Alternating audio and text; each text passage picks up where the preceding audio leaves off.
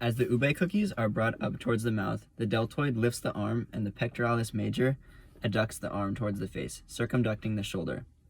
The shoulder allows this level of movement because it's a ball and socket joint.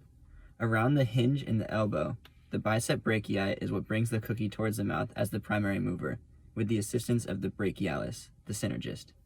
Depending on the way the wrist is facing, the brachioradialis can also assist with the flexion of the arm around the elbow, which is connected to the humerus.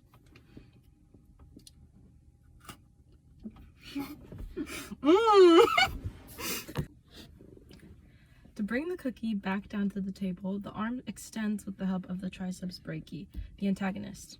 As the next bite is picked up, the flexor digitorum is used to tighten the phalanges around the food, and the flexor carpi is used to flex the wrist toward the forearm. The forearm contains the radius and ulna, which pivots in the radius in order to rotate the wrist to face the food towards them.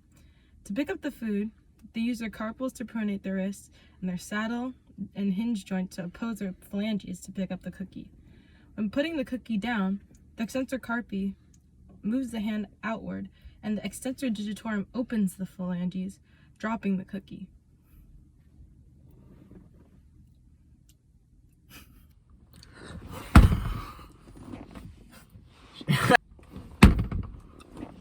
She abducted her arm.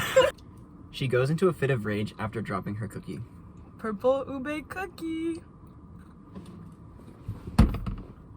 She abducted her shoulder to hit the seat next to her. After the food has been brought up to your mouth, your orbiculus oris will need to be expanded in order for the food to be placed inside. This causes his mandible to separate from the maxilla. Once the food has been placed inside the mouth, you need to begin chewing in order to break down the food. He uses his masseter to bring his teeth back together and the buccinator to hold the food between the teeth. While chewing the food, his temporalis muscles located above the temples are involved as well. They help with chewing, closing the mouth, and grinding movements by assisting with side-to-side movement. These cookies are really good, and I enjoy chewing them. I'd just like to give a big shout out to the lady who works checkout at World Market Cost Plus for making this video possible and getting us the food we need to make this video.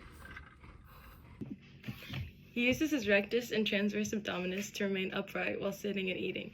He also uses his rector spinae, which is attached to the medial cecum of the spine, to straighten his back and to rotate his torso when grabbing the food. The external obliques also aid in rotating his trunk, and for the rotation in his neck to observe the food, he uses his pivot joint located between the C1 atlas and C2 axis vertebrae of the spine.